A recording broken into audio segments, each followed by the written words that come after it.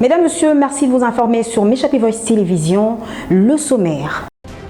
Le quartier Bianda Kinshasa dans la commune de Mongafula est touché par l'érosion, en particulier après de fortes pluies avec de dégâts constatés sur quelques avenues, une situation qui menace les habitations et la sécurité des habitants. Le stade de Martyr et Tata Raphaël à Kinshasa ont été le théâtre d'une nouvelle vague de protestations des agents du ministère de Sport et Loisirs et de personnel de stade venus réclamer ce mardi 25 novembre leur salaire et primes impayées depuis plusieurs mois. Les détails de toutes ces informations, c'est tout de suite. Ouvrons cette édition avec le chef de l'État, Félix-Antoine Tshisekedi, qui séjourne à Luanda en Angola depuis lundi 24 novembre pour participer au 7e sommet de l'Union africaine, l'Union européenne, qui s'est ouvert ce même lundi. Le point avec Laurent Zhao.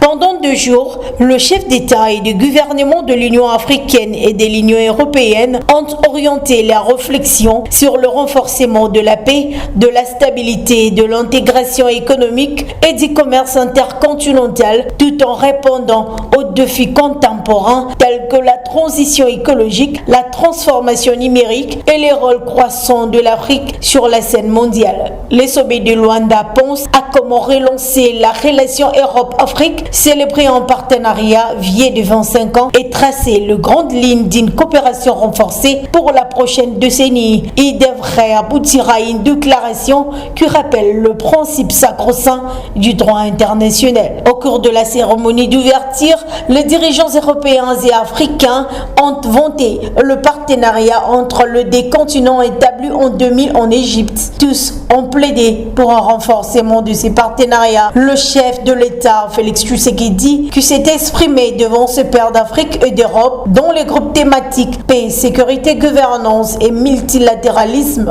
Dans son discours, il leur a demandé de faire le bilan de 25 ans du partenariat Europe-Afrique établi depuis les guerres en Égypte. Toutefois, le président de la République soutient le multilatéralisme qui veut un respect égal de règles internationales, une coopération fondée sur la transparence et une solidarité authentique qui n'abandonne aucun peuple à son sort lorsque ses droits fondamentaux sont bafoués.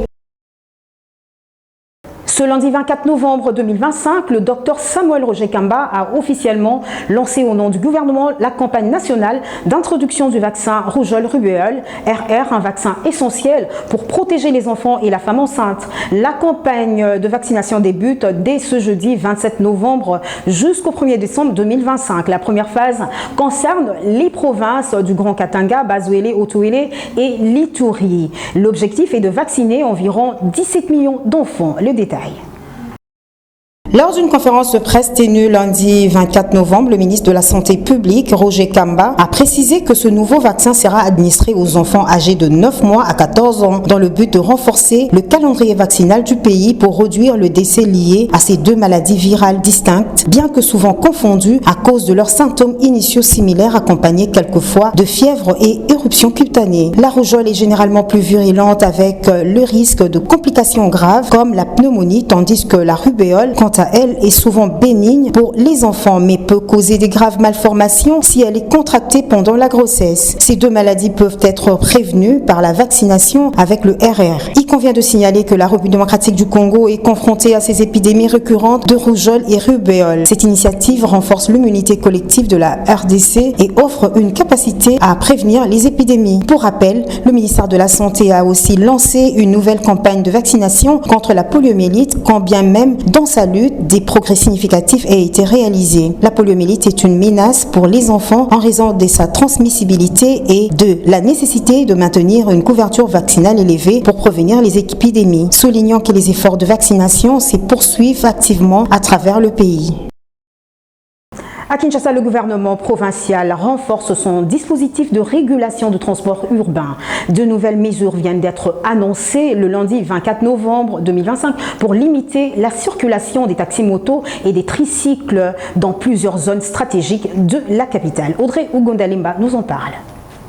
Désormais, les taxis-motos sont formellement interdits d'accès dans la commune de la Gombe, car administrative et économique du pays. Seule une dépose reprise contrôlée reste autorisée sur certains grands boulevards. Objectif, réduire les accidents et fluidifier les trafics dans un centre-ville souvent saturé. Les tricycles eux aussi sont concernés. Leur circulation est désormais proscrite sur plusieurs grands axes, notamment les boulevards très fréquentés où ils étaient accusés de provoquer des embouteillages et de violer régulièrement les codes de la route. Pour faire respecter ces nouvelles règles, la province annonce un renforcement des contrôles. Des postes fixes et mobiles de la police routière seront déployés aux entrées des zones interdites. Les sanctions annoncées sont sévères. Amende alourdie allant jusqu'à 500 000 francs congolais, immobilisation allant de 15 à 30 jours ou même saisie de l'engin en cas de récidive. Ces mesures prises par les autorités provinciales visent à réduire l'insécurité routière, fluidifier les trafics sur les grandes artères et organiser les secteurs du transport en commun. Reste à savoir si ces restrictions qui entrent progressivement en vigueur permettront d'assainir la mobilité dans la capitale ou si elles ouvriront un nouveau bras de fer entre autorités et acteurs du secteur informel. Qui vivra verra.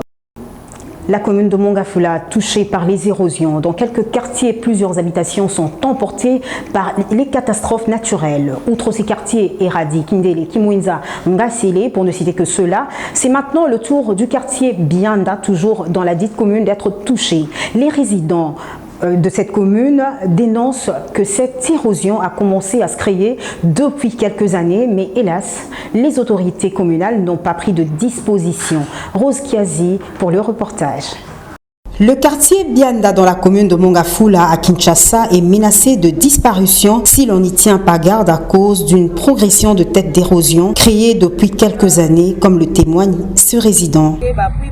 Depuis la création de cette érosion, nous sommes enclavés. Comme vous pouvez les constater, nos véhicules n'arrivent plus dans nos parcelles. Nous sollicitons en tout cas l'intervention du ministre des UTPR car ceci ne relève plus de notre compétence et nous avons peur de perdre nos vies ou l'épée de terrain qui nous reste.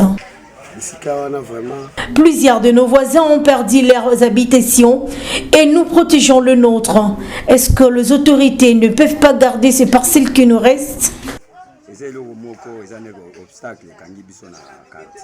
La cause de cette érosion, c'est le manque des caniveaux. Nous avons des grandes parcelles, mais nous n'avons pas créé de puits. Voilà le résultat. Ici, nous vivons avec la peur au ventre. Lorsqu'il plaît, nos yeux, nos oreilles sont dehors, nos cœurs en train d'intercéder pour que nous ne périssions pas. Cette érosion a totalisé 3 ans déjà. Malgré plusieurs SOS, les autorités font le sourd d'oreille. Là, on ne sait plus à quel sens se vouer.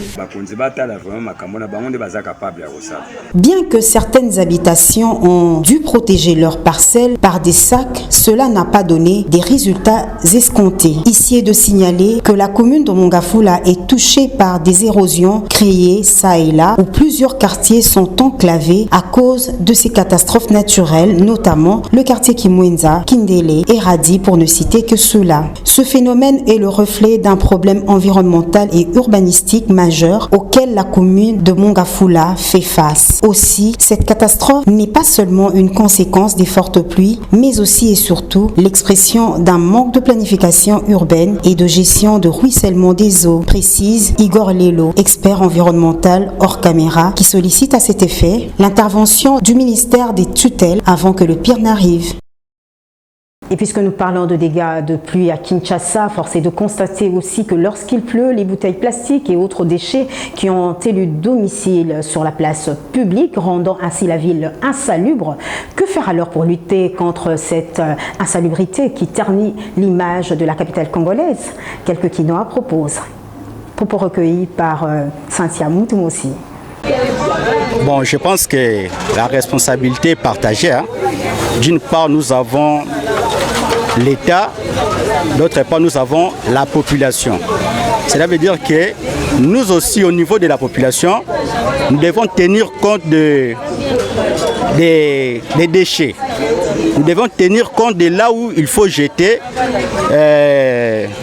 les déchets là. Il ne faut pas seulement jeter partout. Vous devez tenir compte de l'endroit qui est bien propre, garder ça libre. Lorsque l'endroit cela va provoquer des érosions, cela va provoquer tant de choses. L'exécutif a le devoir d'œuvrer pour que la population se retrouve, pour que la bonne gestion soit assurée. Yo ndozo obligé pour ndoza gara ya nation.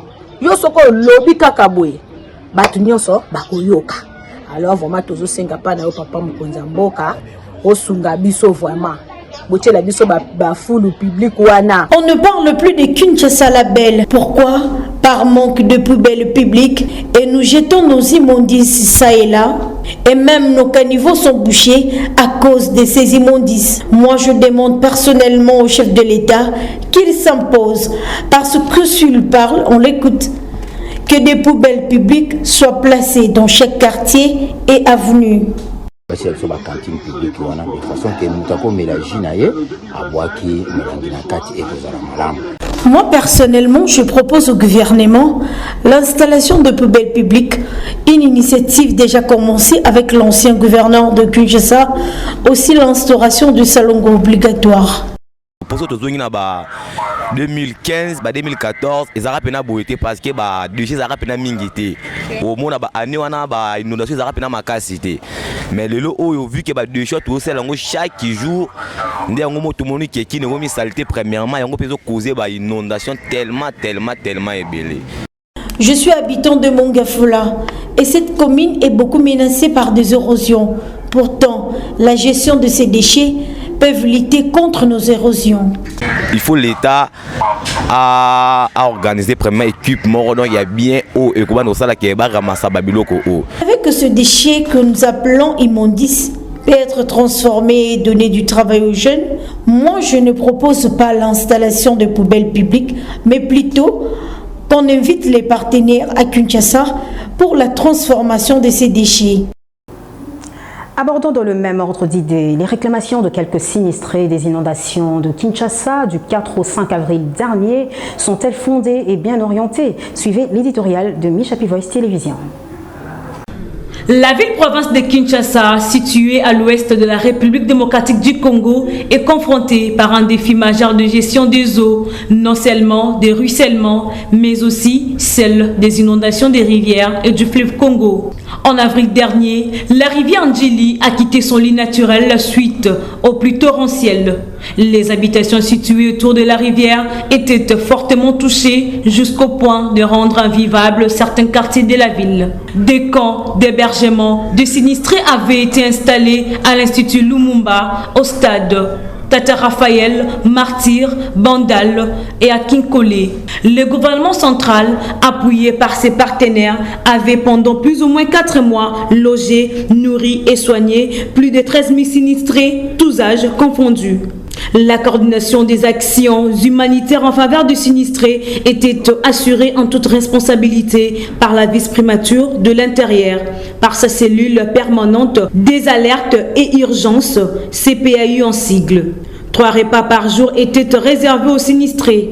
Les émissions observées dans la gestion de la réponse ne sont-elles pas à la base de réclamations actuelles? Les ministères nationaux de la Santé et des Affaires sociales ainsi que le gouvernorat de Kinshasa se seraient bousculés pour gérer la réponse. La CPAU du ministère de l'Intérieur avait été isolée et aurait joué les rôles d'observateur dans l'opération des désactivations des camps. Il est donc important de savoir pourquoi la vice-primature de l'Intérieur qui coordonnait officiellement la réponse n'avait pas été désignée pour gérer l'activité finale relative à la désactivation des camps d'hébergement et à la réinstallation des sinistrés dans les différentes communes. Les avertis pensent que la vice-primature de l'Intérieur avait été déchargée de l'activité des désactivations des camps pour éviter d'être juge et partie. Les réclamations actuelles des sinistrés mécontents devraient être orientées directement au gouvernement provincial de Kinshasa qui avait désactivé les camps d'hébergement par les canaux de son ministère provincial de la Santé. Par sa lettre numéro 2084 du 25 août dernier adressée au gouverneur de la ville de Kinshasa, le VPM de l'Intérieur lui avait demandé un rapport détaillé sur l'activité relative à la désactivation des camps des sinistrés dans les 48 heures. N'était-elle pas une lettre de demande d'explication implicite? Quelle réponse était-elle réservée à cette lettre? Le devoir de redevabilité ne devrait-il pas motiver le gouverneur de Kinshasa de publier rapidement les rapports afin d'éviter des spéculations et de préjugés et apaiser ainsi les esprits? Dossier à suivre. Eh bien, poursuivant cette édition en société, le port de faux ongles est devenu une tendance populaire, surtout chez les jeunes femmes dans les salons de beauté. Si cette pratique est perçue comme un moyen d'élégance, d'expression de soi et de confiance, elle soulève aussi des questions d'hygiène et de santé et parfois d'excès. Suivez ce reportage de Nice Lofoto. Il est vrai que les faux ongles bien posés et entretenus peuvent sublimer la main d'une fille. Les experts de la santé invitent les femmes et jeunes filles qui utilisent souvent ces ongles artificiels à plus de prudence et de vigilance, car cela a plusieurs conséquences, notamment des infections. La pose de ces faux ongles crée aussi une dépendance esthétique, car selon certaines filles, pensent que l'utilisation de ces ongles artificiels fait la valeur d'une femme. Je suis une fille, certes, mais avec le peu des notions d'hygiène que je ne peux pas être dépendant. J'utilise ces faux ongles que par occasion. Les femmes disent avoir utilisé ces ongles artificiels pour nous attirer les hommes. En tout cas, je n'en fais pas partie.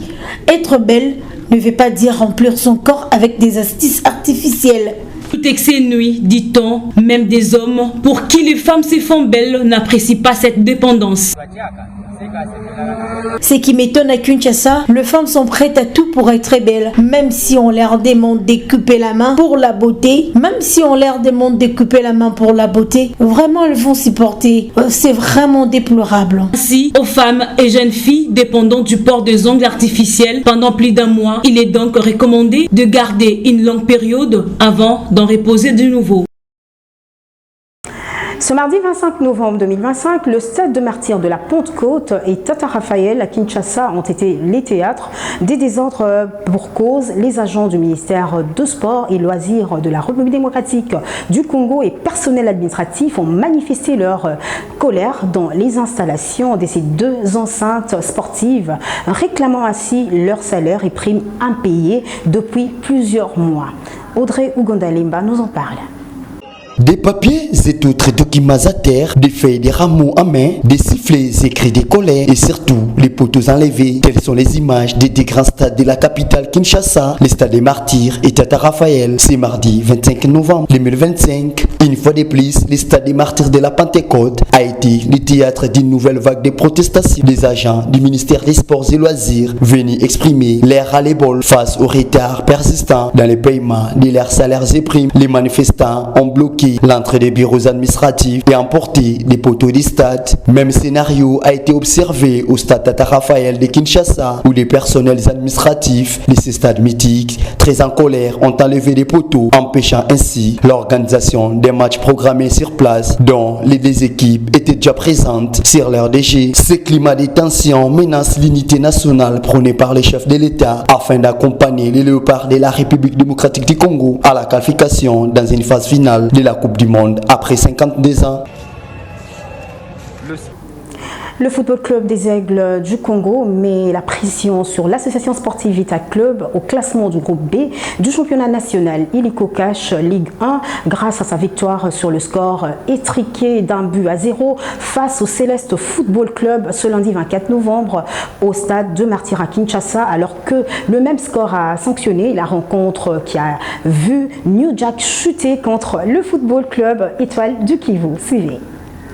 Les tenants du titre de la 31e édition du championnat national Illico Cash Ligue 1, le Football Club Les Aigles du Congo commence à se refaire la santé dans cette 31e édition qu'il avait mal démarré. Après un début timide dans les groupes B où ils ont été relégués à la 11e place, les Aigles du Congo montent à crescendo jusqu'à mettre la pression sur les leaders, l'association sportive Vita Club, en se plaçant à la 2e place. Face au Céleste Football Club de Mbandaka, les Samouraïs Bleus avaient à cœur d'arracher les 3 points pour continuer continuer leur progression au classement. Et c'est une mission accomplie. Les Chérubins de Mbandaka résistent aux assauts des champions en titre jusqu'à la fin de la première période. 0 but partout. 5 minutes après les retours des Citrons, les Aigles vont enfin trouver la faille en inscrivant l'unique but du match à la 50e minute de jeu. 1 but à 0, score final qui permet au Football Club des Aigles du Congo de se placer à la deuxième place du classement et à 3 points du leader, les Dauphins Noirs de Kinshasa. Dans l'autre affiche du groupe joué un peu plus tôt, les Oranges du Football Club Étoile du Kivu ont réussi à dicter leur loi face à New Jack Football Club de Kinshasa grâce à leur victoire d'1 but à 0. Au classement, les Oranges de Bukavu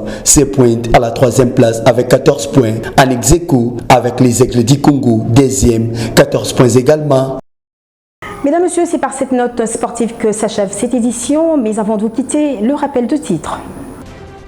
Le quartier Bianda Kinshasa dans la commune de Mongafula est touché par l'érosion en particulier après des fortes pluies avec des dégâts constatés sur quelques avenues, une situation qui menace les habitations et la sécurité des habitants. Le stade de Martyr et Tata Raphaël à Kinshasa ont été le théâtre d'une nouvelle vague de protestations des agents du ministère de Sport et Loisirs et de personnel de stade venus réclamer ce mardi 25 novembre leur salaire et primes impayées depuis plusieurs mois. Mesdames, Messieurs, merci de votre confiance, merci de votre fidélité pour avoir suivi Michapi Voice Télévision. Nous nous retrouvons demain à la même heure et bonne suite au programme. Restez branchés sur la télévision, Michapi Voice Télévision.